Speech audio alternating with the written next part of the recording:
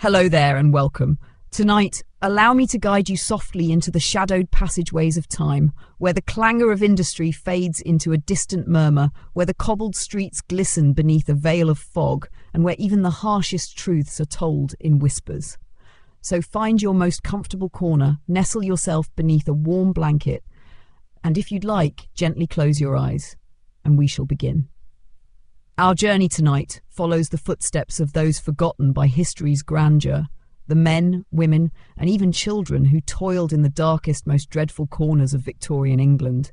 In a time of steam and soot, of grandeur and grime, there were jobs so foul, so grueling, and so cruel that they seem barely believable now. From the bone pickers in the alleys of London to the toshers wading through sewage, from chimney sweeps to matchstick girls, these were lives spent at the edge of survival, lives sacrificed beneath the towering dreams of empire. Their stories, grim though they may be, reveal not just the horror of their tasks, but the quiet strength with which they bore them. Let us begin gently with the story of a boy named Eli, a chimney sweep in the winter of 1846. The fog lay thick over Clerkenwell that morning.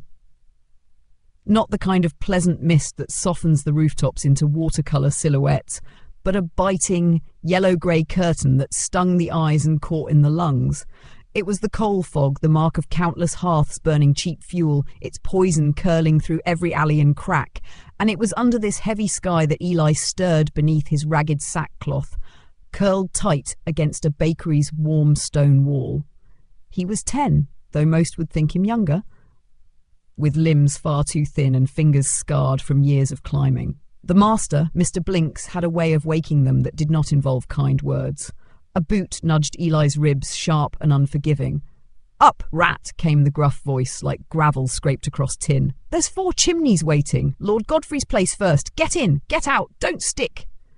Eli rose without a word, coughing as he pulled on the soot-stained cap. No breakfast, no tea, just the leather strap and his soot brush, wound tight into a bundle, and the long rods tied like a crude fishing pole. The others, 5 boys of varying heights and degrees of misery, shuffled in silence. They had long ago learned not to speak before the master did. The cart jolted as it rolled down the lane, pulled by a tired, sway-backed horse. Eli clung to the side, blinking through the soot in his lashes. The wheels struck a puddle and sent icy water splashing up into their legs. No one flinched. It was December in London. Cold was part of the job. Lord Godfrey's house stood tall in Belgravia, stately and pristine, from the outside at least. Inside, the chimney flues twisted like a tangled vine, narrow as drain pipes, slick with years of uncleaned soot. Fireplaces had to be spotless for the season, when parties filled the grand halls and gossip drifted like perfume. "Ellie!" "Up you go," said Blinks, gesturing to the drawing-room hearth. "She's a narrow one. You're small.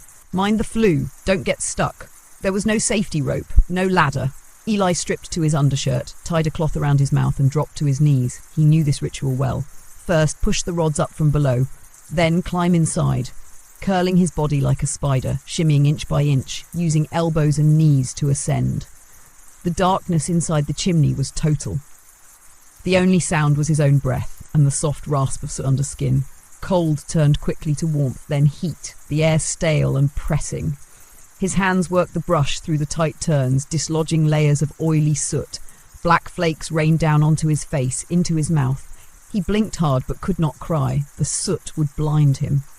Suddenly he hit a snag, a bend in the flue, tighter than it had been last time. His knee wedged hard. He pushed upward. Nothing. Panic bloomed, a silent rush in his chest. He tried to shift his weight but slipped, lodging his shoulder into the narrowing stone. The brush fell. He was trapped. It was a terror he had known before. Once, years ago, another sweep, Jamie, had died in a flue on Drury Lane, stuck for hours before they realised he had asphyxiated alone in the dark. Eli remembered how the master hadn't even flinched, just muttered that Jamie had always been too fat for a proper sweep. Now, Eli knew he had one chance. He exhaled all the air from his lungs and pushed, twisting his torso with the last of his strength. The flue scraped his back raw. A knee shifted, then an elbow, and suddenly he popped free, sliding upward another 2 feet. He stayed there, panting in the soot-thick void, his chest heaving against the tight stone. No time to rest. The master, would be counting. With shaking hands, he found the brush and began again. When he finally emerged, black from scalp to toe, the light of the drawing room struck him like a blow.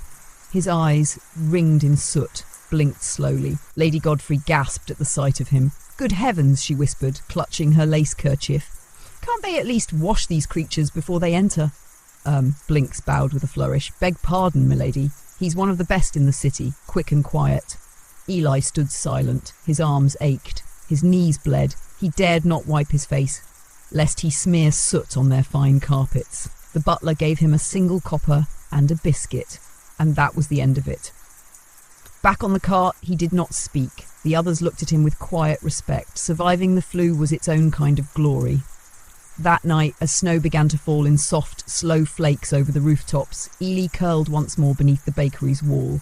The warmth of the oven seeped through the bricks. He held the biscuit to his chest like treasure. In the stillness, the city breathed, a long, slow exhale of smoke and sorrow. And somewhere deep in the belly of London, another chimney waited. The morning after snowfall brought a peculiar stillness to London. The clatter of hoof and wheel was muffled beneath a layer of frost, and the soot-stained buildings bore a fleeting coat of white that made even the poorest streets appear momentarily clean. But beneath that deceptive softness, life pressed forward, cold and unrelenting. Eli was already awake when the master found him. He had not truly slept, only dozed in snatches, his dreams filled with flues and smoke. His biscuit, nibbled carefully, had sustained him through the night, though hunger still gnawed quietly at his belly. The familiar cough began its morning ritual, dry and barking, a sound that had become as constant as breath among the sweeps. Today's first stop was not a manor, but a bakery. Chimneys there were broader, but the heat from the ovens made the soot sticky and dense. Eli and the others hung back while the master haggled with the baker, his voice rising and falling like a street vendor at market.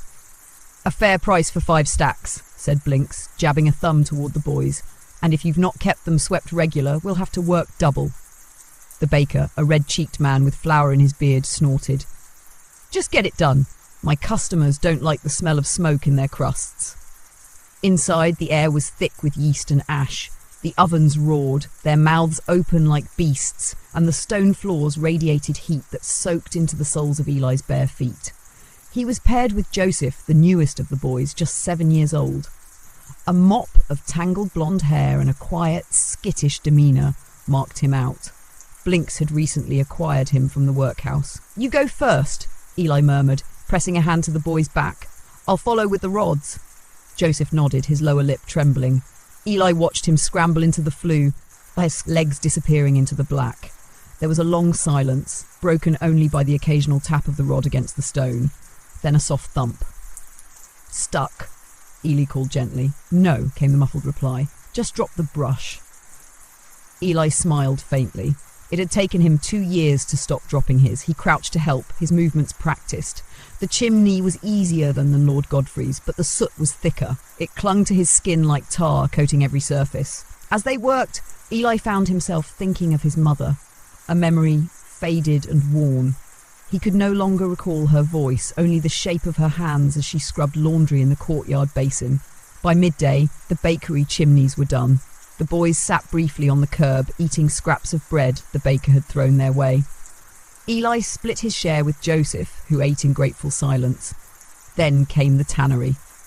If the bakery had been hot, the tannery was a furnace of stink. The air was wet and rank, full of lye, dog dung, and the sickly sour reek of hides left to soak in vats. Leather goods were booming in the city, boots, gloves, saddle straps, and demand meant endless labour. The master did not care for the smell. He wrinkled his nose and barked orders from outside. "Get up those smoke holes," he said, waving a stick. "They've not been cleaned in years. Try not to fall in the vats. I won't fish you out." Eli helped Joseph again. The walls here were slick with more than soot. Grease and oil made the flues treacherous, and more than once Eli had to brace himself to keep from sliding. As he climbed, he passed strange things stuck between the stones, bits of burnt leather, feathers, bones. The worst was the smokestack above the rendering pit. That was where the hides were boiled down, where fat and gristle became tallow. The fumes made Eli's head swim. He worked quickly, shoving the brush upward, praying not to faint. It was not the heat, but the smell, like boiling death, that threatened to break him. When he emerged, blinking and swaying, the tannery foreman tossed him a coin. Not into his hand, but into the mud, as though tossing feed to an animal. Eli picked it up without a word. He had learned long ago that dignity had no place here. They rode in the cart again through alleys where the snow had turned to slush, and children with bare feet stood in doorways begging for coal. Blink sang a tune to himself, a sailor's shanty, tapping the reins as if they were on holiday. Their final stop of the day was a private school. The headmistress had complained of smoke filling the parlour room during recitations. It was a simple fix, and Eli volunteered. He was tired but not yet trembling, and he knew the flue well. A straight climb, wide at the bottom, narrowing only near the top. Inside the chimney the hush returned. It was always like this, as if the world ceased to exist, reduced to the scrape of stone and the rustle of soot. There was comfort in it, strange though it seemed. No shouting, no master, no eyes watching, just darkness and work and the steady rhythm of breath. He emerged covered in soot, of course, and the maid turned her face away as she handed him a scrap of fabric to wipe his eyes. "Don't touch the rug," she said, "and stay off the stair rail." By the time the sun dipped behind the rooftops, they were finished. The boys were quiet in the cart, each lost in thought. Eli leaned his head back, watching smoke curl from chimneys into the twilight sky. The city was a living thing, breathing coal and sorrow. Back in Clerkenwell, the bakery wall was already warm. Eli settled against it, drawing his knees to his chest.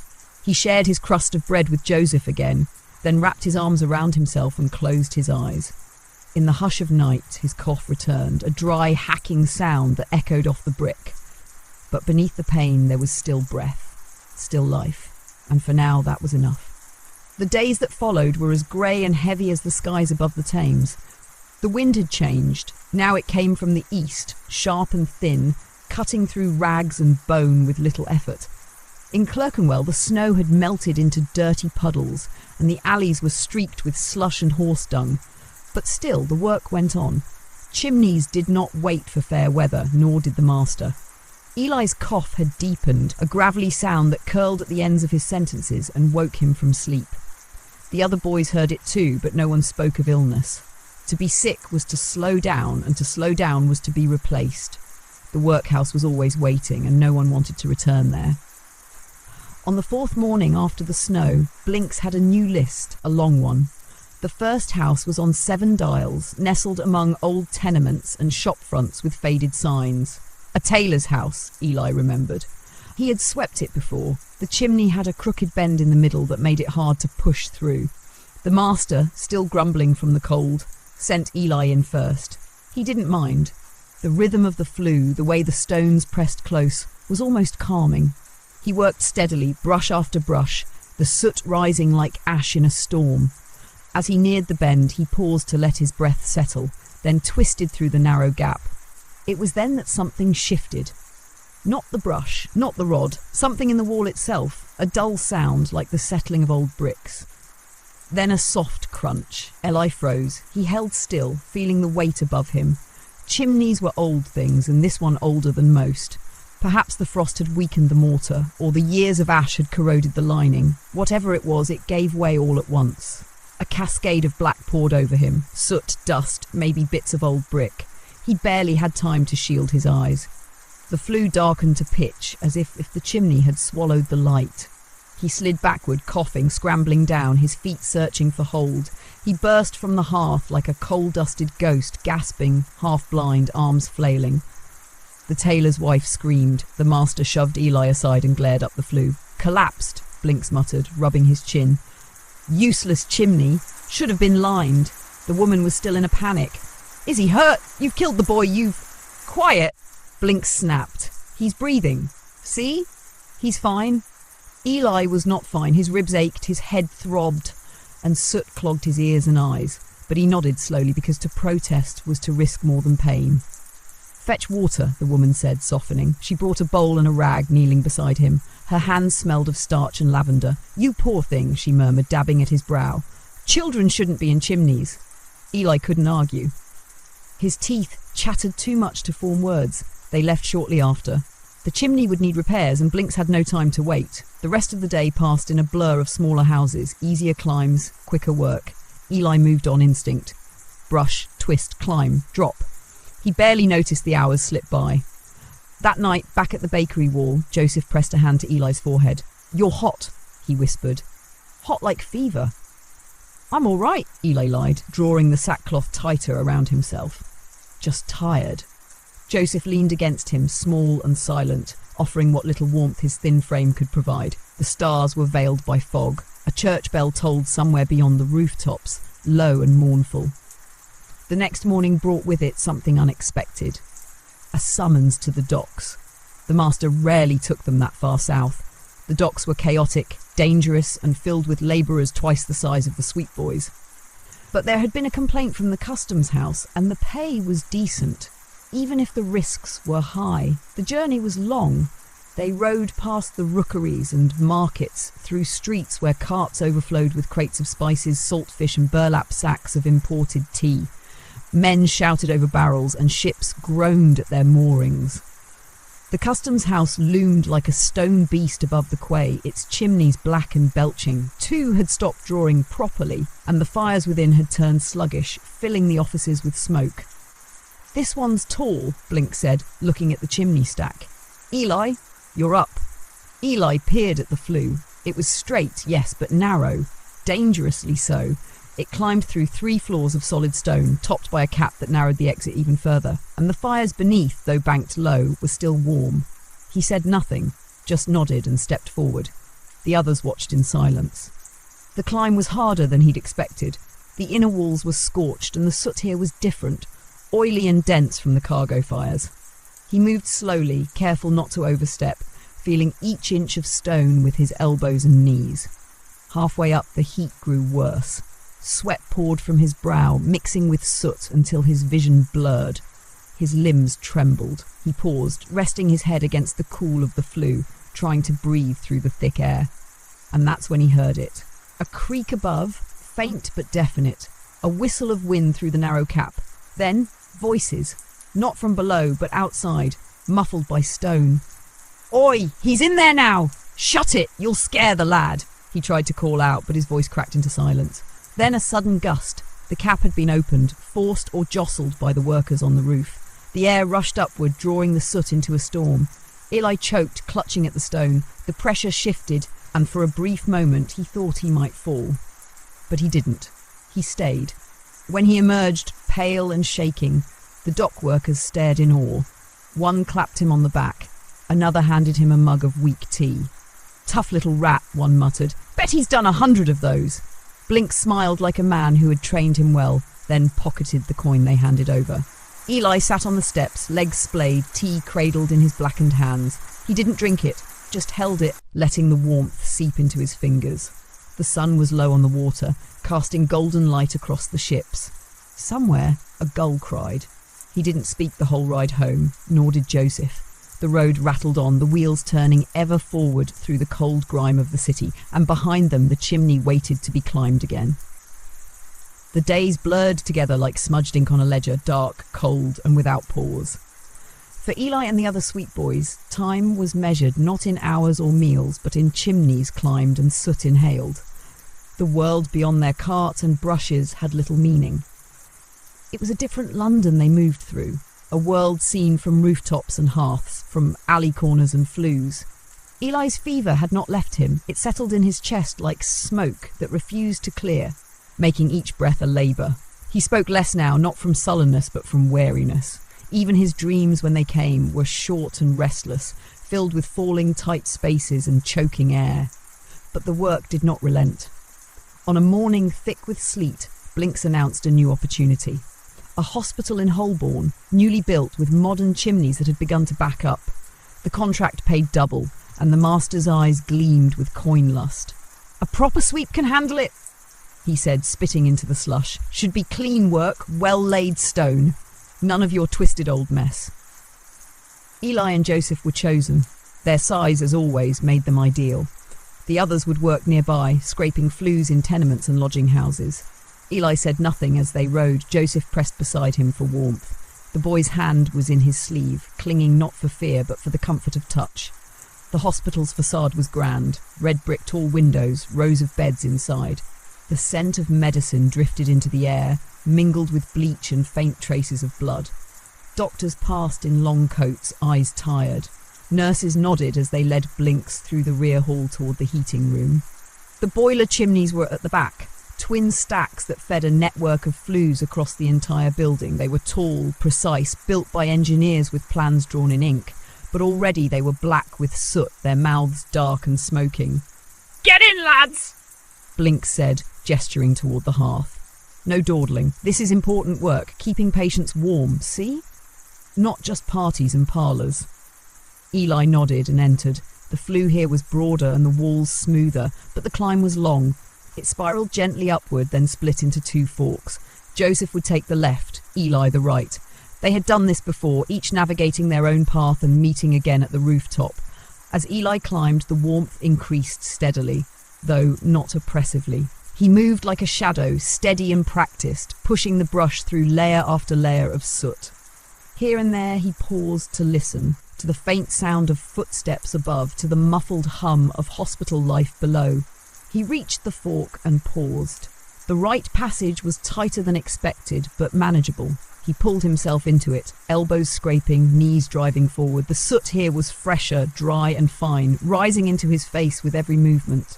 Halfway through, something caught his eye, not part of the chimney. A small, cloth-wrapped bundle lodged against the flue wall.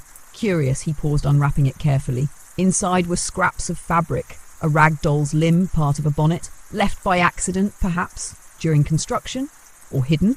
He tucked it into his shirt, unsure why. The climb resumed.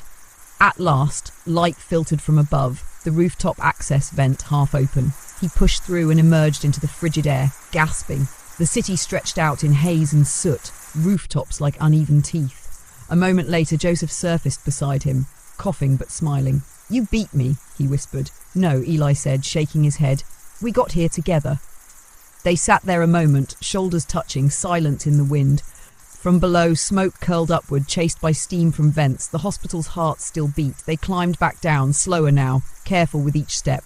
At the hearth, Blinks was waiting, arms crossed. "Done?" he barked. Eli nodded. "Anything stuck up there?" "No," Eli replied, though his fingers brushed the cloth bundle in his shirt. "Good," Blinks said. "Then we've earned today's supper." They walked back through the halls. Nurses passed, carrying basins and linens. In one room, a child coughed, sharp and thin. In another, an old man muttered to the ceiling. But one ward made Eli pause. Through the glass window he saw row upon row of cots, all filled with children. Some were bandaged. Others were still. One boy sat upright, mouth open in a silent wail, eyes blank. Joseph tugged his sleeve. "Come on," he whispered. Eli nodded. But as they turned away, he glanced back once more. The nurse had noticed him. She raised her brows and stepped to the door. "You two," she said gently, "you shouldn't be here." "We're Chimney Boys," Joseph replied. "We finished the flues." She studied them. "You're no older than they are," she said softly.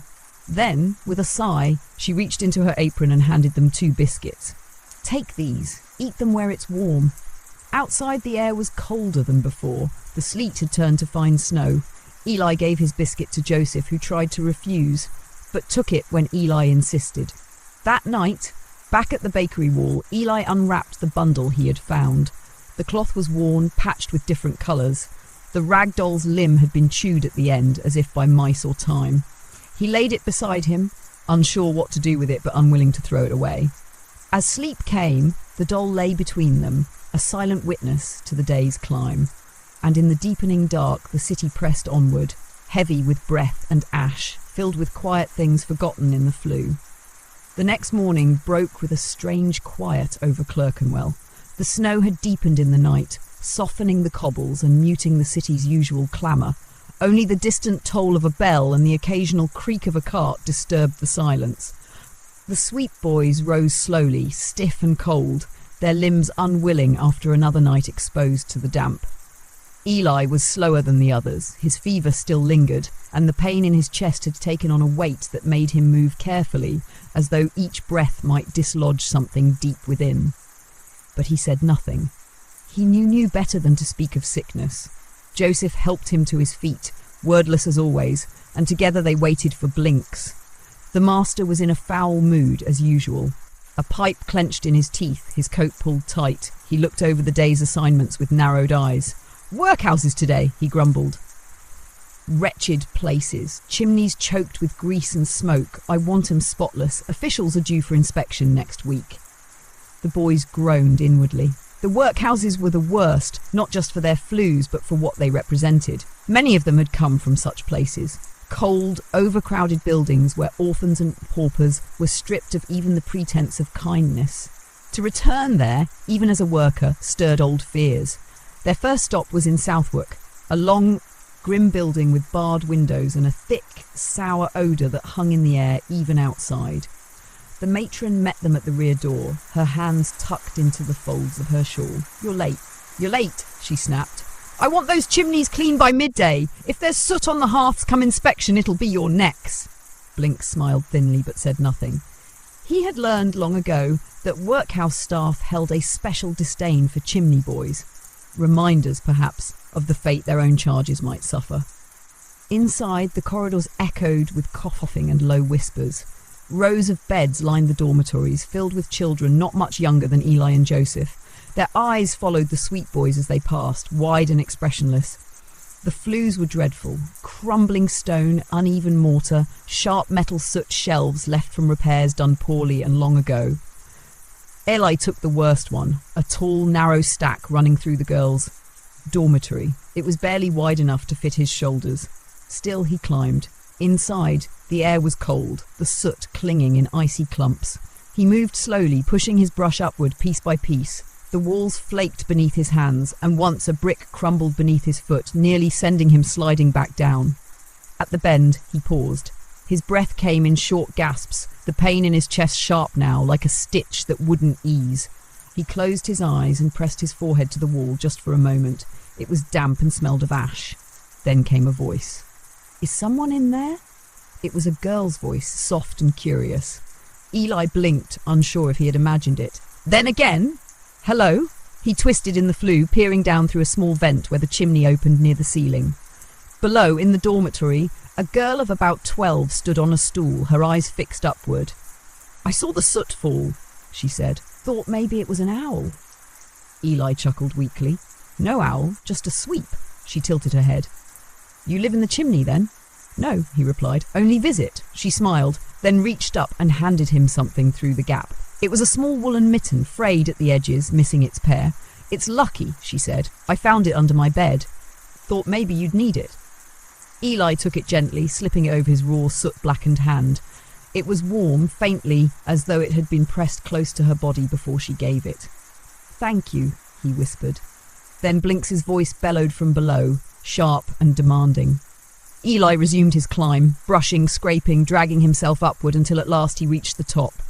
The sky was slate grey, the snow falling again. He took a moment there, crouched on the roof, mitten on one hand, the ragdoll cloth still tucked in his shirt. Strange tokens, but precious now. He descended slowly. In the dormitory, the girl had gone. Back outside, the boys were pale and shivering, covered in soot, their faces hollow. Blinks clapped his hands. "Another to go! Bethnal Green boarding house. Same chimney setup." Eli hesitated. His lungs were burning, his legs near collapse, but he climbed aboard. The second house was worse. The chimney was wet, truly wet, as though it had been flooded or left open in the rain. The soot formed thick sludge, clinging like tar. Each movement took twice the effort. Joseph went in first this time.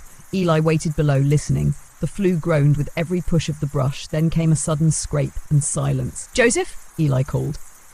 Nothing. He scrambled up the flue, faster than he should have, heedless of the pain. Halfway up, he found him, stuck near a bend, the brush caught, his face streaked with panic. "I can't move," Joseph gasped. "It's stuck! I can't breathe," Eli said, steadying him. "Push your right arm back. I've got the rod." Together, they worked the brush free inch by inch. The soot rained down like black snow. At last, Joseph slipped forward free. They sat in the hearth afterwards, silent, streaked in black, hands shaking. Blinks didn't ask what had happened. He didn't need to. He tossed them each a crust of bread and sent them back toward Clerkenwell. That night, Eli coughed so hard he nearly choked. Joseph pressed close, frightened. "You need a doctor," he whispered. Eli only shook his head. "Can't afford one." He pulled the mitten closer, held the rag cloth to his chest. Outside, the snow fell steadily, erasing the day's footprints one by one. The snow continued its silent descent through the week, layering the city in quiet. London, for a time, looked like something softer than it was. The sharp edges of rooftops blunted, the cobbles concealed beneath a pale hush. But beneath the surface, the same hard world churned, indifferent to its own transformation. The Chimney Boys knew better than to trust snow. It did not mean warmth or wonder, only colder feet, slower carts and hearths that burned longer and fiercer, demanding even more from the narrow flues above. Eli rose that morning with a tightness in his chest that no amount of will could hide. His breath came shallow, and a wheeze accompanied every exhale. The others noticed. Even Blinks glanced at him with a rare flicker of consideration. "You all right, boy?" the master asked, not gently but not cruelly either. Eli nodded. "Just the cold, sir." "Don't slow me down," Blinks muttered. "We've got the dye house today. It's messy work." The dye house was in Spitalfields, a squat brick building near the edge of the old weaving quarter. The chimneys there served boiling vats of colour, deep blues, sickly yellows, violent reds, each one produced with chemicals and crushed plant dyes, sometimes laced with powdered metals or acids that stung the eyes and burned the throat. The foreman was waiting, bundled in a thick coat despite the furnace heat within. "You're late," he said flatly, not looking at the boys. "Boilers have backed up again, smoke's choking the men." Blinks nodded. "We'll sort it." Inside, the heat hit like a hammer. The air was thick with steam and pigment. The vats hissed and bubbled, their contents churning like cauldrons. The floor was slick with spilled dye, staining their boots and soaking into every tear in their trousers. The colours clung, not just to skin and fabric, but to the very air, as though the walls themselves bled. The chimneys were short but twisted, built into the outer wall of the dye house, and bent at strange angles to preserve heat. Eli was assigned the narrowest of the three, and though Blinks hesitated for a moment, perhaps thinking of the boy's pallor, he said nothing in the end. Eli climbed slowly, each movement deliberate. The flue was slick with a mix of soot and dye residue, blackened with age. He used the brush carefully, mindful not to dislodge the ancient lining. With every inch, the fumes grew stronger, not just smoke, but chemicals, heavy and sharp. Halfway through, his vision blurred. He stopped, pressing his sleeve to his mouth, blinking rapidly. The colours seemed to swirl in the air, not just in the dye below, but in the smoke itself. He shook his head, trying to clear it. His fingers trembled as he adjusted the brush rod. Then a crack. The lining beneath his foot gave way with a sudden snap, and Eli dropped several inches, catching himself on his elbows with a gasp. Pain flared up his arm, but he did not fall. He froze, waiting for the chimney to settle. Then, slowly, he began to climb again. When he emerged, he collapsed beside the hearth, coughing violently, his face streaked with soot and something purple that had seeped through the flue. Joseph ran to him, wide-eyed. "You're hurt." Eli shook his head. "No," he croaked, "just winded." Blinks said nothing. He took one look at Eli's face, then turned away. They finished the job in silence. The walk back to Clerkenwell was slow, the cart wheels creaking over snow-muddied streets. The city had grown quieter as the cold deepened. Even the beggars were fewer now, many driven into shelters or simply disappeared from the alleys. Fires burned longer, and the boys worked later each day. That evening, as the sun slipped behind a veil of soot and frost, Eli found himself once again at the bakery wall.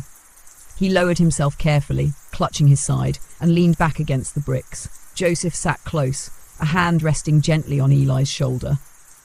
"You shouldn't climb anymore," he whispered. Eli didn't respond.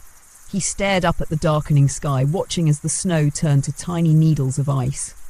The pain in his side was worse now, a deep, persistent throb that radiated with every breath. From beneath his shirt, he pulled the cloth bundle, the rag doll's limb, the mitten, now stained with dye. He turned them over in his hands. Quietly, Joseph watched him, then pulled something from his own pocket, a button, large and brass, clearly torn from some fine coat. He handed it to Eli. "For your collection," he said softly. Eli smiled faintly. "It's not a collection," he murmured. "What is it then?" He paused. "Things people forgot." Joseph nodded. understanding without question. They sat like that for a while, two boys pressed against cold brick, their treasures cradled in soot-streaked palms. That night, Eli's fever returned in full. He woke coughing, doubled over, his breaths shallow and quick. Joseph, frightened, tried to shake him awake. "Eli," he whispered, "please." Eli opened his eyes, barely. "I'm all right," he rasped. "Just need to rest." Joseph stayed awake beside him, watching the stars vanish behind a curtain of fog, listening to the city breathe its long, slow breath. The next day began not with the usual call of Blinks's bark or the scrape of cartwheels over cobblestone, but with a quiet absence. The sky was an indifferent grey, and the streets of Clerkenwell lay thick with fresh snow, but the boys stirred only slowly from their sleep. Eli did not rise. He lay curled against the bakery wall, his body wrapped in the sackcloth blanket, breath shallow and uneven. His skin, though smudged with soot and dye, had taken on an unhealthy pallor, and his eyes fluttered beneath his lids as if caught in fever dreams. Joseph sat beside him, wide awake and still. He hadn't slept at all. The night had been spent watching, listening, counting the breaths that came slower each hour. He had tried once to rouse Eli fully, shaking him gently, whispering his name. Eli had opened his eyes only briefly, murmuring something incoherent before slipping back into silence. Now, with dawn bleeding slowly into the sky, Joseph stood and stepped into the snow. Blinks arrived shortly after, a half-chewed pipe clenched in his teeth, boots trailing slush. He saw the boy huddled on the ground and scowled. "He's still out?" Joseph nodded. Blinks crouched, peering at Eli. "He breathing?" Joseph hesitated. "Barely." The master clicked his tongue. "Too much soot. I told him to mind the dye house." "He needs help," Joseph said quietly. Blinks stood, brushing the snow from his knees. "No money for doctors, not for the likes of us. But he'll die." The words hung in the air, flat and terrible. Blinks looked away. "I've seen boys get worse and walk again. He just needs time." But even he did not sound convinced. Instead of orders, Blinks gave a rare command. "You stay with him. I'll take the others today." Joseph nodded. The cart rolled away through the slush, the wheels creaking. The boys hunched in the back like shadows. Joseph watched them vanish down the street, then turned back to Eli. For a long time, he did nothing but sit. The snow came again, fine and dry, clinging to Eli's hair, his lashes. Joseph brushed it away gently. Around them, the city moved on. Merchants opened their stalls. A woman crossed the street with a bundle of firewood. Children ran laughing past the bakery door.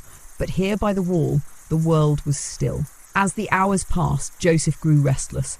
Eli stirred only faintly, lost in some unreachable place. His breathing wheezed and hitched, shallow and irregular. Joseph thought of the hospital, the one in Holborn where they'd cleaned the flues just days before. He remembered the nurse who had given them biscuits, the way she had looked at them not with scorn but something close to care. He made up his mind. Wrapping Eli tighter in the sackcloth, he rose and slipped down the alley, feet bare in the snow, heart thudding in his chest. The journey to Holborn was long on foot, especially for a child of 7 and especially in the cold. But Joseph pressed on one step at a time. He avoided the main roads, sticking to narrow lanes where fewer eyes might question a soot-streaked boy walking alone.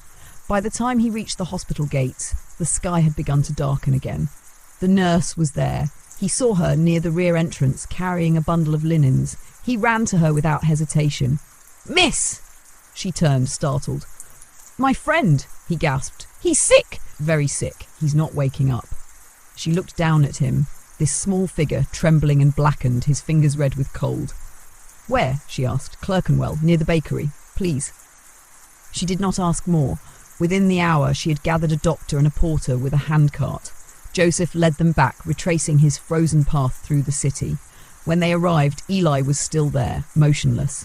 The doctor knelt at once, opening his case, pressing fingers to Eli's neck and wrist, peering into his eyes. "Lung fever," he muttered, "and worse. Weeks of soot. Damp. I've seen it before." He gestured to the porter. "Carefully. Wrap him." Eli was lifted onto the cart, swaddled in clean blankets that smelled faintly of camphor. Joseph climbed up beside him, clutching his friend's hand. The journey back to the hospital was quiet. No one spoke. That night, Eli lay in a narrow bed beneath a clean white sheet, his face turned toward the window. A stove crackled gently nearby, and a nurse sat watch beside him, The room smelled of lye and lavender oil. Joseph sat on the floor, knees drawn to his chest, his eyes never leaving Eli's face. He stayed there through the long hours, through the quiet of the wards and the soft murmurs of distant beds. Once the nurse brought him broth, which he sipped slowly, without thought. At some point, Eli stirred, and Joseph leaned forward. Eli's eyes fluttered open.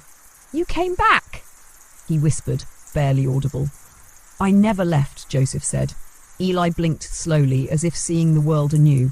He reached into his shirt and withdrew the cloth bundle, now stained and worn from the dye house, from soot and snow and fever. He held it out to Joseph. Keep it, he murmured. If I don't... You will, Joseph said firmly, taking his hand. Outside, the snow had finally stopped. The rooftops were blanketed in white. In the hush of the city's breath, the hospital's chimney exhaled a thin, steady plume into the still night. Morning in the hospital was unlike morning anywhere else in London. It crept in slowly, not with the clatter of carts or the shouting of hawkers, but with the soft shuffle of slippers on tile, the gentle clink of water basins, and the quiet rustle of bed linens being changed. Here, the light didn't burst in, it seeped, cautious and cool through frosted windows. Eli awoke to that light. For a moment he didn't know where he was. The white ceiling above him was unfamiliar, as were the walls, smooth and clean, not streaked with soot or brick dust. His blanket was real wool, and someone had placed a folded cloth at his brow. The smell was different too, no coal smoke or chimney grease, only soap and something faintly herbal. He tried to sit, but a gentle hand pressed his shoulder. Easy, said the nurse, her voice like water over stones. You've been very sick. Eli turned his head. Joseph sat nearby, asleep in a wooden chair, his head resting on folded arms beside the bed. He wouldn't leave, the nurse added, offering a small smile. Eli didn't speak. He simply lay back, letting his eyes close again. Over the next few days, the fever began to break. Slowly, like thawed ice giving way to the trickle of spring, his body started to respond.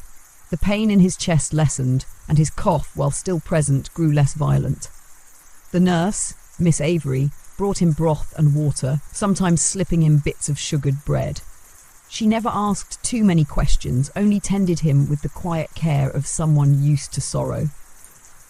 Joseph never left his side for long. At night he curled on the floor with a thin blanket. During the day he helped fold linens or carry basins, small hands eager to stay useful. The other nurses took notice, but none sent him away. One afternoon, when Eli was well enough to sit up, Miss Avery brought him a small basin of warm water and a fresh cloth. "You'll feel better if we clean some of that soot off," she said gently. "Your skin will thank you." She worked slowly, wiping the grime from his hands, his face, even behind his ears. The soot came away in layers, revealing pale, freckled skin beneath. For the first time in years, Eli saw his own face reflected in a mirror Miss Avery held up for him. He stared at it in silence. Not because he was surprised by his features, but because he had forgotten them. Forgotten what he looked like without a mask of smoke. "You've grown," Miss Avery said softly. "But you still look like a boy." "I am a boy," Eli whispered. She nodded. "But not for long if the world keeps pushing." Later that day, Blinks came. He stood at the doorway of the ward like a shadow cut from the city's edge. Soot-covered coat, leather boots, and eyes that scanned the room with suspicion. Miss Avery approached him at once. "You can't take him." "I just came to see if he was alive," Blinks muttered. "That's all." Miss Avery folded her arms. "He's staying here until he can walk without falling over. If you try to move him before then, I'll have the watchman on you." Blinks raised a brow. "You lot care that much about a sweep?" "He's a child." Blinks looked past her toward Eli, who was now sitting up, pale but watchful. Their eyes met. Master and boy. For a moment, there was something in Blinks's face that flickered. Not remorse, not kindness, something more hollow, a recognition that the boy he had used for years might not return to his tools. "I've got others," he said finally. "If he's done, he's done." He turned and left without another word. Joseph watched him go, then looked to Eli. "He won't come back, will he?" Eli shook his head. That evening, Miss Avery sat beside them and pulled something from her apron. A small pouch with a drawstring made of soft brown cloth. "I heard you like to keep things," she said to Eli, placing it in his hand. Eli opened it. Inside were his treasures. The cloth-wrapped bundle, the brass button from Joseph, and now a new addition, a a clean, stitched handkerchief marked with the initials AM. "For luck," Miss Avery said. Eli held the pouch close to his chest. "Thank you." Days passed and Eli grew stronger. He walked the ward now, slowly but without help. He helped Joseph fold blankets and deliver trays. The nurses treated them not as guests, but as part of the place, a quiet pair of sootlings who had washed up in their care. Then one morning, Miss Avery called them aside. "There's a school," she said, "not far from here. They take in boys who've worked. Factory children, street hawkers, some who've swept." Eli looked at her, uncertain. "They teach letters," she added, "how to read, how to write. They'll feed you too." "Would they take both of us?" Joseph asked. Miss Avery nodded. "If I speak for you." Eli looked at Joseph, who looked back with eyes wide and hopeful. Then he looked down at the pouch in his hand, the relics of a life he wasn't sure he wanted to return to. "Then yes," Eli said, "we'll go." That night, they slept on real mattresses, warm and clean, a window cracked to let in the breeze. The hospital chimneys above them whispered softly, their smoke rising into a sky that, for the first time in memory, held stars. The school stood on the corner of a quiet street in Bloomsbury. Its bricks faded with age, its windows tall and narrow. A small sign hung above the gate, worn by years of rain and soot. St. Thomas House for industrious boys. It looked plain, unimpressive to most, but to Eli and Joseph, it was something else entirely. A doorway to a world they had never imagined for themselves. They arrived on a crisp morning, their hospital clothes cleaned and pressed, their few belongings folded into cloth sacks. Miss Avery had walked them there herself, speaking little along the way. At the gate, she crouched to meet their eyes. "You'll be safe here," she said. "It isn't easy, but it's good. You'll have food, warmth, and teachers who won't strike you. Use the time well." Eli nodded, gripping the cloth pouch close to his chest. A man in a black waistcoat opened the gate, tall, grey-bearded with spectacles perched low on his nose. "Ah!" he said. "Our new lads," he extended a hand. "Mr. Barrett, I run the place. You'll find no masters here, only men who were once boys like you." Eli hesitated before shaking his hand. Joseph followed a step behind. Inside, the building smelled of ink and chalk, old paper and soap. A wide corridor opened to a hall lined with long tables. Boys sat in rows, some scribbling on slates, others murmuring lessons under their breath. None of them looked up as Eli and Joseph passed, not out of rudeness, but because they too had once arrived in silence, carrying everything they owned in a single pocket. Their room was shared, a small dormitory with 6 beds, 2 of which were now theirs. Each bed had a thin but clean blanket, a straw-stuffed pillow, and beneath the frame, a wooden box with their names chalked on the lid. It felt unreal. The first night, Eli lay awake, staring at the ceiling. The walls didn't breathe soot. The bedding didn't smell of wet brick. Joseph was curled in the bed beside his, snoring softly, his hands still stained with faint traces of dye. Eli reached for the pouch and opened it slowly, laying the contents out on the mattress. The ragdoll cloth, the mitten, the brass button, the stitched handkerchief. Each piece held weight, memory. He added a new item, a folded page from a discarded newspaper Miss Avery had given him, with the letters of the alphabet printed large at the top. He touched the letters, lips moving silently. In the weeks that followed, the days found rhythm. Mornings began with porridge, thick, salted and steaming. After breakfast, the boys assembled in the learning room, where Mr. Barrett or one of his helpers guided them through reading, writing and arithmetic. Eli, though older than many, struggled at first. The letters danced, stubborn and foreign, but he was determined. He learned slowly, tracing each word with his fingertip, whispering syllables under his breath. Joseph caught on more quickly. He had a nimble memory and an instinct for patterns. Often, in the evenings, they practiced together by the oil lamp, Joseph sounding out words while Eli copied them carefully onto a slate. "Why do they call this a school?" Joseph asked once. "It feels more like a different world." Eli considered this. "Maybe that's what school is," he said. "A place that isn't the world we came from." Some days brought visitors, men from the city who came to offer work, apprenticeships, or bring donated coats and boots. The boys lined up to be measured, tried on garments with the awe of those unaccustomed to buttons and wool linings.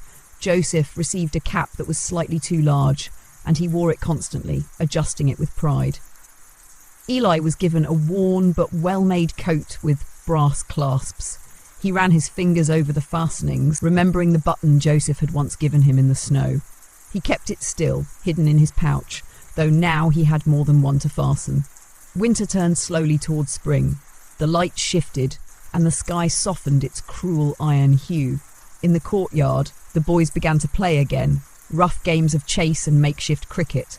Eli joined in rarely, his lungs still weak, but he sat nearby, listening to their laughter with something like contentment. Then one day, a letter arrived, not for him, for Mr. Barrett. It came folded in a cream envelope, marked with an official seal. The headmaster read it over breakfast, frowning slightly, then called Eli aside. "There's someone who's asked after you," he said. "A woman.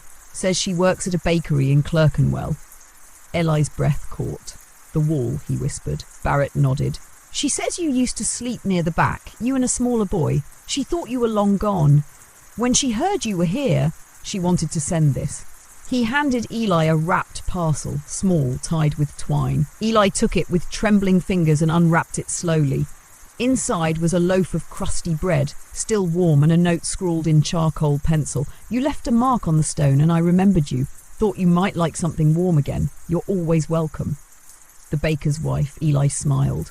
A deep, quiet smile that reached into the parts of him still healing. That night, he shared the bread with Joseph and the other boys in their dormitory. They ate it slowly, savouring each bite. It wasn't just the taste, though it was rich and soft, full of salt and warmth, but what it meant, that the world had not forgotten them, that even in the shadows someone had seen. And in the final hours before sleep, Eli took up his slate and wrote a single sentence, his first, carefully formed, each letter shaped with care. "I am not a chimney sweep anymore." He read it aloud once softly, then he closed his eyes. Spring seeped into the bones of London with cautious fingers, soft rains that cleaned the soot from windowsills, brief moments of sunshine that warmed the backs of beggars and boot-blacks alike. The city remained heavy with its labours, of course, its breath thick with coal and commerce, but in small corners, things began to change. At St. Thomas' House, windows were opened to let in fresh air. The boys, once hunched and brittle with cold, now ran with more vigour in the courtyard, their games louder, their laughter easier. Coats were shed, boots were polished, and the scent of ink mingled with blooming ivy from the wall beyond the iron gate. Eli found himself standing straighter now. His steps, once marked by exhaustion and caution, had taken on something closer to purpose. His lungs were not yet strong, the damage from years in the flues had carved deep, but he managed the stairs without gasping, and he could speak for long stretches without coughing. Joseph, ever quick-footed and curious, had begun to charm even the sternest of instructors. His reading had advanced well beyond the primers, and he now read aloud to the younger boys in the evenings, his voice lilting and clear. Eli watched him often, marvelling not just at his ease with words, but at the way he carried them, as though each one was a bright thing he could place carefully in the air. One afternoon, as the sky turned the colour of old copper, Mr. Barrett gathered the boys in the main hall. He had a notice in his hand and spectacles balanced on the bridge of his nose. "We've been asked to send 2 of our lads," he announced, "to assist with a clerical inventory for a printing house near Covent Garden. They need quick minds and quiet hands. A trial, perhaps more." Whispers stirred among the boys. Mr. Barrett's gaze swept the room, settling on Eli and Joseph. "You two," he said, without hesitation. "Your letters are steady, your math is sound, you'll go in the morning." Eli nodded, heart thudding. That night he barely slept, not from fear but anticipation, the strange heady feeling that something might shift once again, that the world might crack open a little further. He laid his pouch beside him on the mattress and unfolded the piece of newspaper with its bold alphabet, tracing the letters with his fingertip. The printing house sat tucked behind a row of fruit vendors and hat makers, its windows blackened with decades of ink. Inside, the scent of paper and oil ink was thick in the air, mingled with the mechanical breath of the press machines, which sighed and clicked like sleeping beasts. Mr. Hill, the foreman, greeted them with a distracted nod. A rotund man with spectacles, perched on his forehead, and ink-stained fingers, he motioned them toward a long table stacked with pamphlets and bills. These need counting, bundling and logging. Keep your numbers right, no dawdling. The work was not hard, but it required care. Joseph took naturally to the pace, counting under his breath, stacking flyers in neat piles. Eli worked slower, deliberate, checking each count twice. The noise of the press machines in the next room pulsed steadily, like a heartbeat for the building. At midday, Mr. Lee Hill returned with 2 bread rolls and a flask of warm cider. "Eat here," he said. "Can't have you slipping out and getting lost." They sat on a crate in the back corridor, breaking the rolls in half, steam curling up from the crusts. Joseph looked around with wide eyes. "Think we'll come back?" Eli shrugged. "Maybe, if we're careful." Joseph grinned. "You're always careful." Eli didn't deny it. They returned the next day and the next. By the end of the week, Mr. Hill had spoken with Mr. Barrett and arranged for a more regular placement, mornings at the school, afternoons at the press. It wasn't formal work, not yet, but it was trusted, paid in coin, not crumbs, a sign of things beginning to root. One evening, after a long shift, Mr. Hill pulled Eli aside. "You're quiet, but steady, don't make mistakes." Eli nodded. "You ever thought about setting type?" Eli frowned. "Setting it?" Mr. Hill motioned toward a tray of metal letters, small, worn blocks laid out in rows. "Each one's a letter. You place them backwards, mind, into the stick. Make a page with your hands." Eli stepped forward slowly, peering into the tray. The letters gleamed faintly like coins. He reached out and lifted one, a capital E, cool and heavy. "Like this?" Mr. Hill nodded. "With practice, most lads can't keep a line straight to save their lives. But you've got a careful eye." Eli looked down at the tiny piece of metal, the shape of it, the power of it. A letter, a word someday, a page perhaps. He thought of the soot he used to scrape with his fingernails, the blackness that had stained every part of his life. And now, ink. Still black, but different. Not the residue of fire, but the root of thought. That night, back at St. Thomas, Eli added something new to his pouch. A cast-off piece of type, a worn, broken letter E that Mr. Hill had let him keep.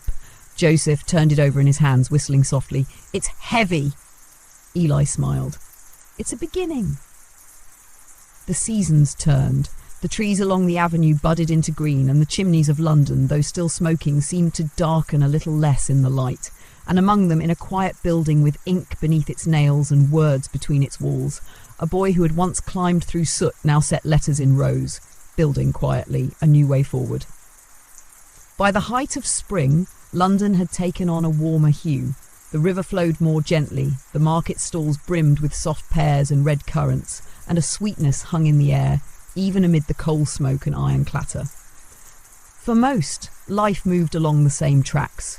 Draymen shouting at corners, laundry lines strung between rooftops, boots scraping on stone. But for Eli and Joseph, something quiet was changing. They had now been with the printing house for nearly 2 months. Each afternoon brought the scent of oil and paper. Each evening left their fingertips blackened with ink instead of soot. It was honest work, and for the first time in their lives, their labour was not hidden inside flues or beneath grates. It was visible, counted, sorted, printed and stacked. Words made permanent, names inked in order. Eli spent most of his time now in the compositor's room, where the trays of metal type lined the walls in tidy rows. It was here that he learned the true shape of words, how they were built, one letter at a time, upside down and in reverse. It was slow at first, but his hands remembered rhythm, the kind taught by soot and stone. He found he liked the quiet of it, the tap of the composing stick, the shuffle of type, the whisper of proofs being lifted from ink. Joseph, for his part, had taken to the press floor. Though younger, he was nimble and clever with the machines. He learned how to oil the gears, how to measure paper with a glance, how to stack freshly printed broadsheets without smudging the ink. Mr. Hill gave him more tasks each day, and Joseph accepted them with a grin and a half-tipped cap. Sometimes, when the workday ended and the boys returned to St. Thomas, they would pass through Lincoln's Inn fields and sit on the grass near the old stone gate. It wasn't much, a patch of green amid buildings, but to them, it felt like a meadow. One evening, as they sat with the sun setting low behind the rooftops, Joseph pulled a folded sheet from his coat pocket. "Look," he said, handing it to Eli. It was a single printed page, thick with text, the letters clear and even. Eli read the title, A Tale of the Street Children of London. Joseph watched him closely. Mr. Hill printed it, said it was written by a reformer lady. He let me have a copy. Eli ran a finger over the type. The words told of hunger, of chimney boys and match girls, of children lost to fever and frost. It spoke of workhouses, of shivering hands and night carts. He read it twice, his brow furrowed. "Do you think," he said slowly, "they mean us?" Joseph nodded. "Maybe not just us, but people like us." Eli folded the page carefully and placed it inside his pouch. Back at the press the following week, something new happened. Mr. Hill approached Eli during a quiet hour and held out a sheaf of paper, filled with handwritten notes. "Think you're ready?" he said. "Set these." Eli blinked. "Set them, sir." "A proper essay. One for the Society's quarterly. It's no small job, but your lines are clean and your spacing's true. Let's see what you can do." Eli took the pages with reverence. Each line told of steam engines, factory hours, child labour laws. Not poetry, but truth, dense and measured. He began at once, sorting the type, finding each letter, building the page by hand. It took 3 days. He worked carefully, double-checking every name, every figure. When he finished, Mr. Hill nodded in approval. "Good work," he said simply. "You've got a mind for this." That night, Eli didn't sleep right away. He lay in his bunk at St. Thomas, staring at the ceiling, the scent of paper still on his fingers. He opened his pouch again and removed the metal letter E, now polished smooth with handling. Beneath it lay the mitten, the button, the handkerchief, the relics of the boy he had been. He set the E on his bedside table and whispered the word aloud. Editor. He didn't know if it would ever come true, but the shape of it fit well in his mouth. In the weeks that followed, his work grew more intricate. He began to recognize the hands of different writers, the weight of different ideas. He learned the rules of spacing, of balance on the page, of how a sentence could look as much as sound right. He asked questions, he took notes. He started copying phrases he liked into a little notebook given to him by Mr. Barrett. One day, as they passed the bakery in Clerkenwell, the one they had once called home, Joseph paused. "You think she'd remember us?" Eli nodded. "I know she would." They stepped inside, sheepish but smiling. The baker's wife recognised them at once, her hands dusted with flour, her eyes wide. "Saints preserve me," she murmured. "The Chimney Boys." She brought them warm rolls and strong tea and asked no questions. When they left, she slipped a folded paper into Eli's hand. He opened it outside. It was a prayer written in charcoal, just as before. "For the lost and found, may their hands never be empty again." Eli folded it gently and placed it in the pouch. Spring ripened towards summer. The presses ran longer.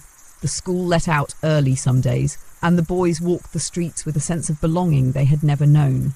They passed soot-smeared chimneys without looking up. They stepped aside for carts without fear. They moved not as boys in hiding, but as boys beginning. And in the small room where ink became voice, where letters built worlds, Eli stood at his frame, setting lines that would travel farther than he ever had, carrying perhaps a part of him with them. Summer settled upon London with a kind of reluctant grace, not the balmy air of a countryside June, but the heavy warmth of bricks soaked in sunlight, of coal smoke rising more slowly, of the Thames catching pale reflections in the early morning stillness. The days stretched longer, and the nights carried the echo of footsteps across open windows. At St. Thomas' House, the dormitory windows remained cracked through the dark hours, the scent of ivy and chalk drifting in with the breeze. The boys kicked off their blankets and slept in shirt sleeves, their skin marked with freckles, ink smudges and the slow golden imprint of the sun. Eli had taken to waking early. Before the others stirred, before the clang of breakfast bells, he would sit by the window with his legs drawn to his chest, the pouch in his lap, watching the city wake. The rooftops shimmered faintly with dew, and the cathedral bells rang faint across the Thames. In those quiet hours, he read.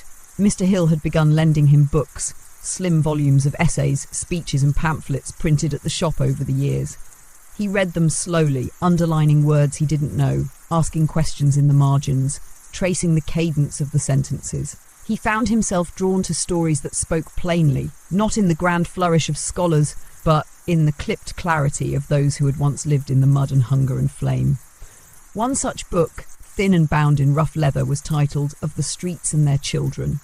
It was not written by a nobleman nor a professor, but a nurse. As Eli read, he realised with slow certainty that it must have been Miss Avery. The voice on the page was hers, clear, kind, unflinching. She wrote of children who vanished in the fog, of lungs filled with soot, of hands blistered from sweeping chimneys before their voices had even broken. She named no names, but Eli saw faces in every paragraph. He found Joseph in the courtyard that evening, chalking numbers onto a game board etched into the stone. "She wrote it," Eli said, holding out the book. Joseph took it, turning it over slowly. "You think she knew we'd read it someday?" "I don't know," Eli said, "but I think she hoped someone would." Joseph smiled faintly. "Maybe we should write one too." Eli blinked. "Write what?" "Our story," Joseph said. "All of it, before we forget." Eli turned that idea over in his mind, their story.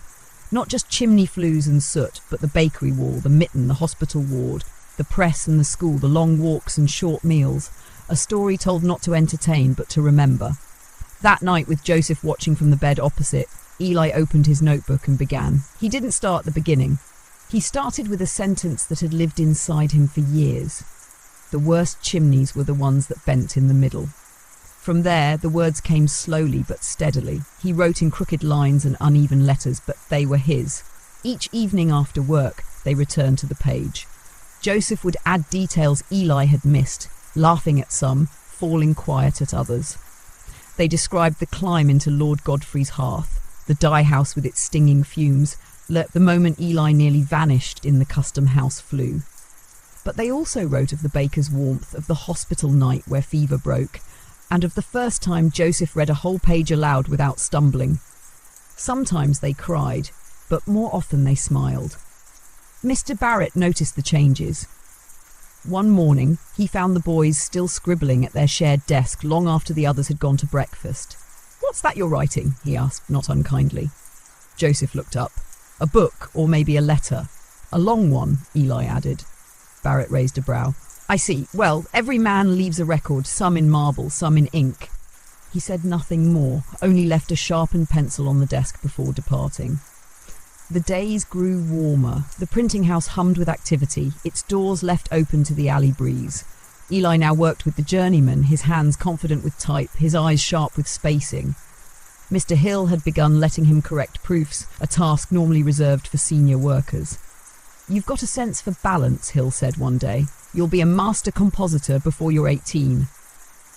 Eli smiled, though he didn't know if he believed it. Still, the idea sat pleasantly in his chest.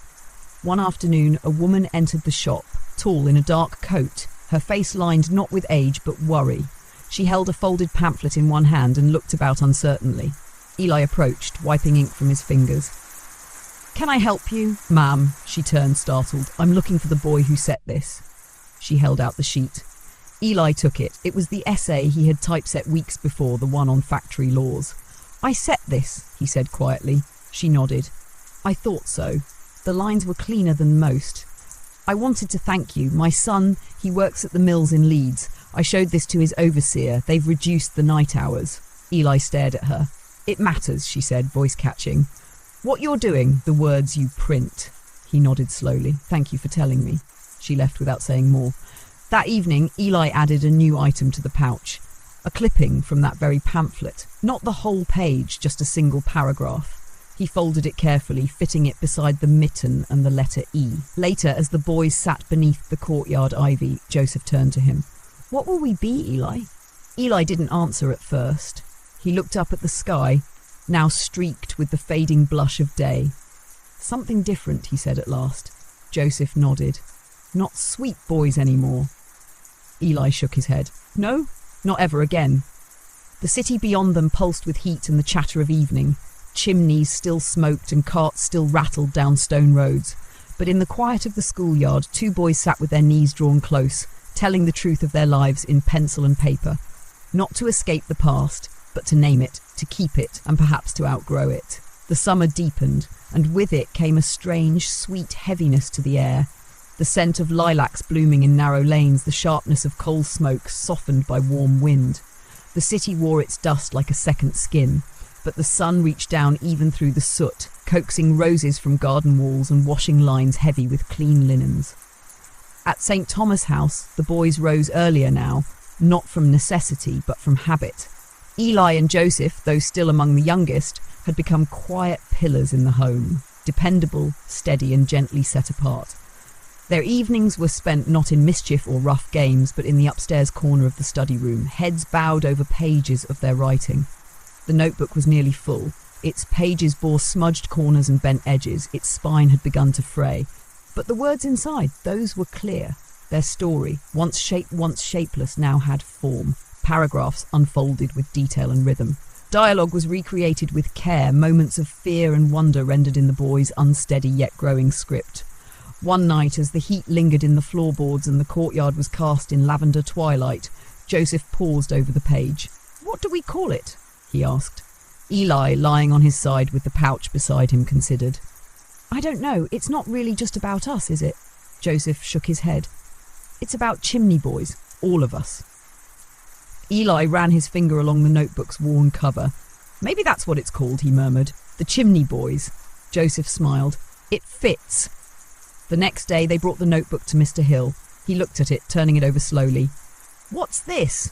"Our story," Eli said. Joseph added, "We wrote it down, sir. We thought maybe it could be printed, not like a big book, just a little one, for others like us." Mr. Hill said nothing for a long moment.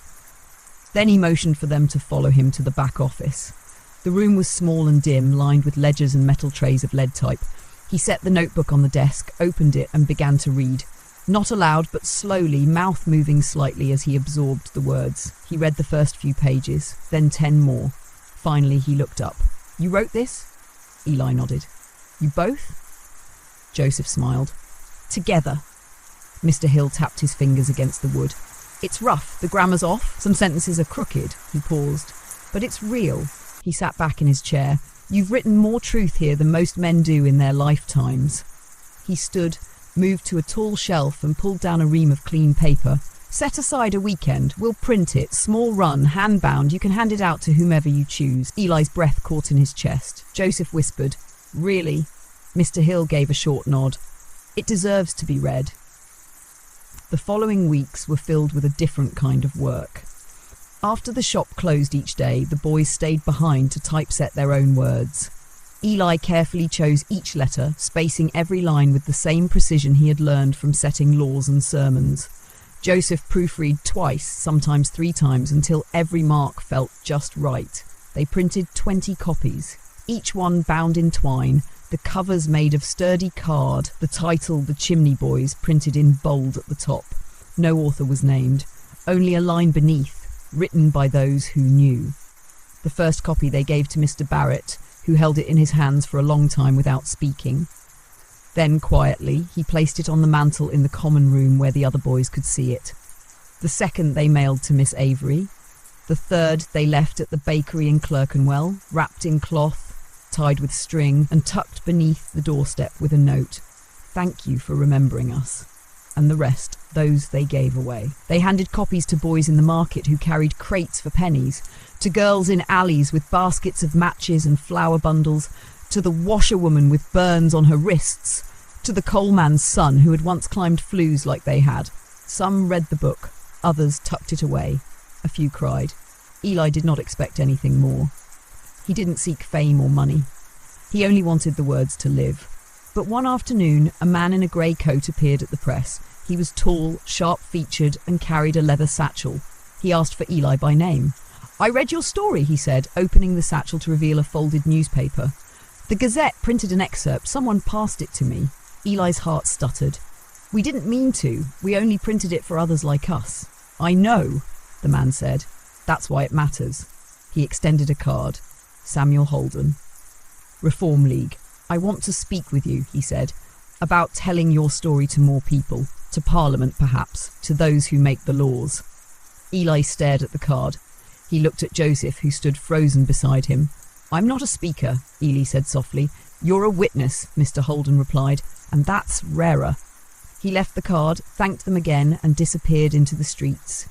That night, Eli sat in the courtyard with the letter E in his palm, turning it over slowly. He thought of flues and frost, of fevered nights, of the soot still embedded in the lines of his hands. He thought of Joseph's voice reading their story aloud, and of the baker's crust, and of Miss Avery's quiet strength.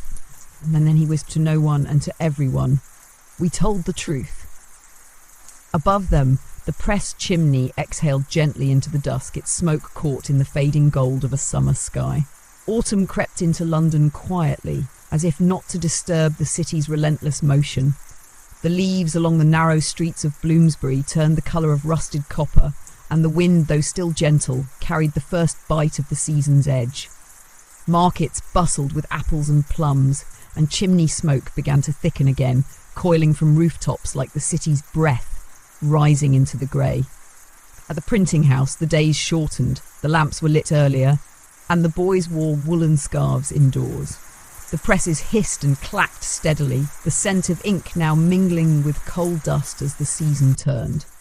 Eli and Joseph continued their routine, mornings at school, afternoons at the shop, and evenings devoted to reading and writing, though now their efforts turned towards something new. A second edition.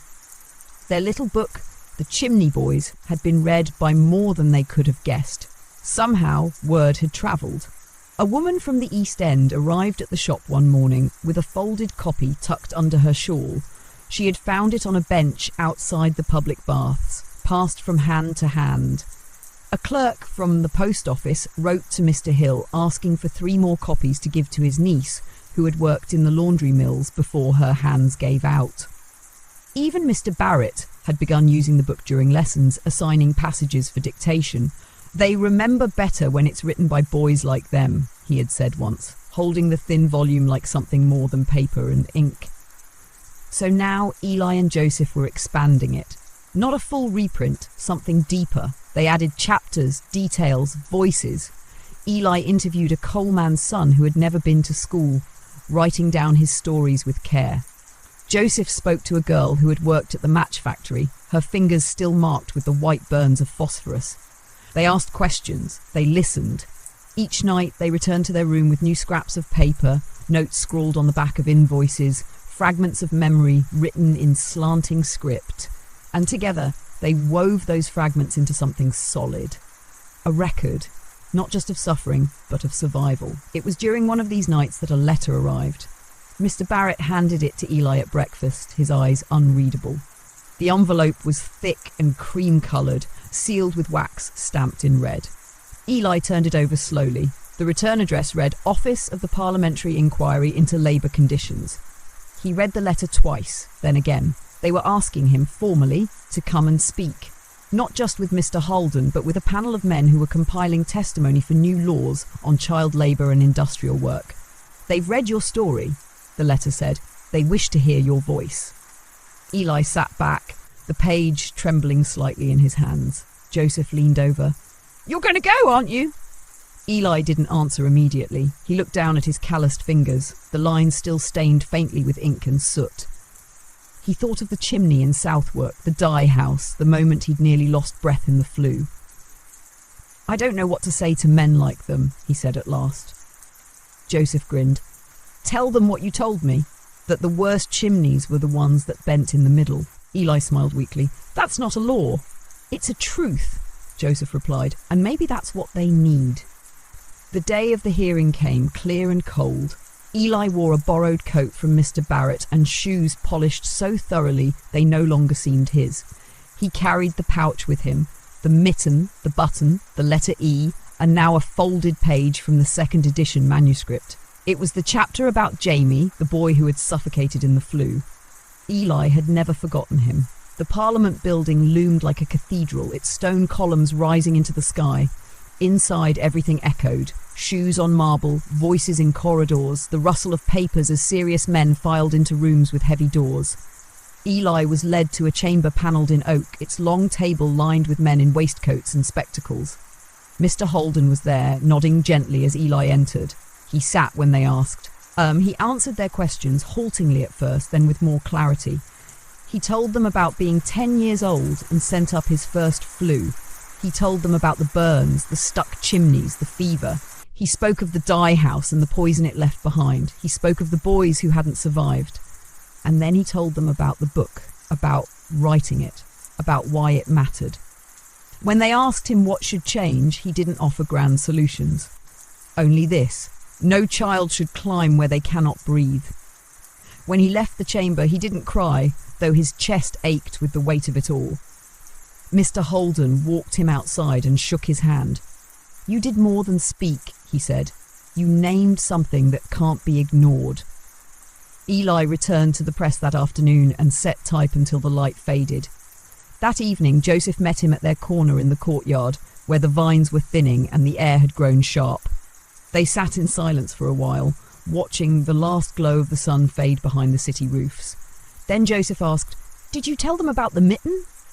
"No," Eli said. "Some things aren't for them. Some things are just ours."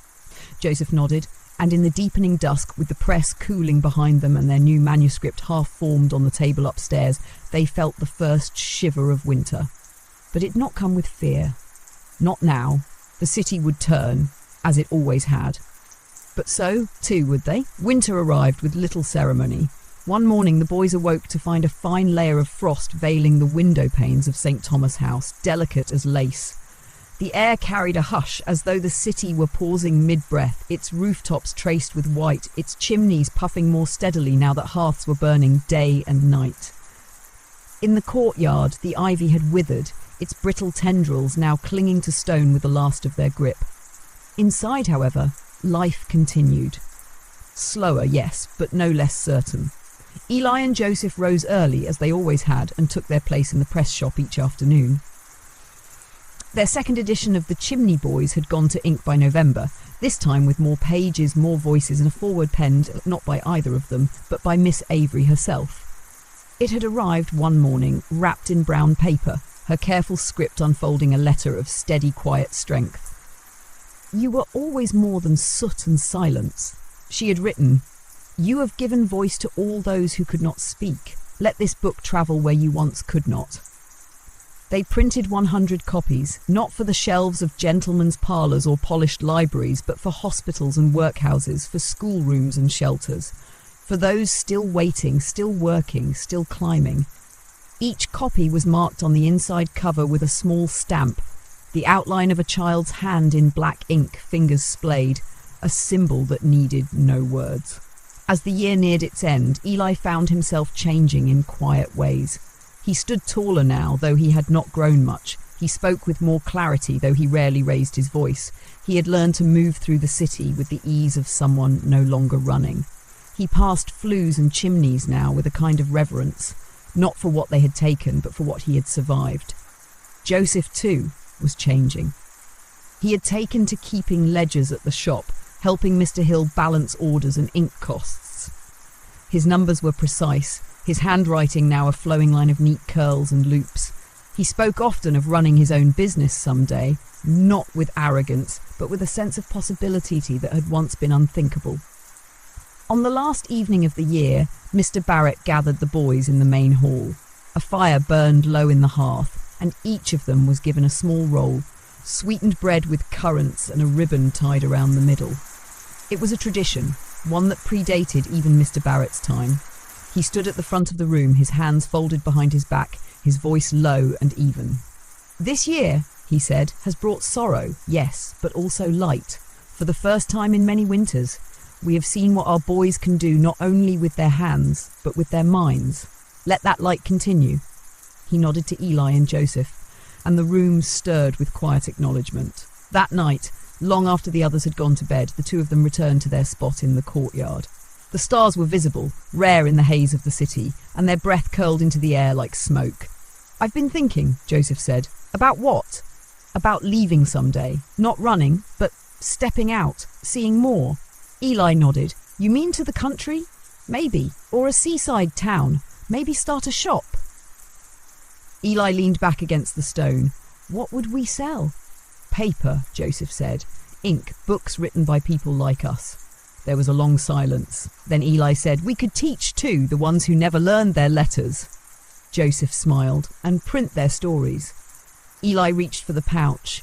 It was heavier now than when he had first begun to carry it.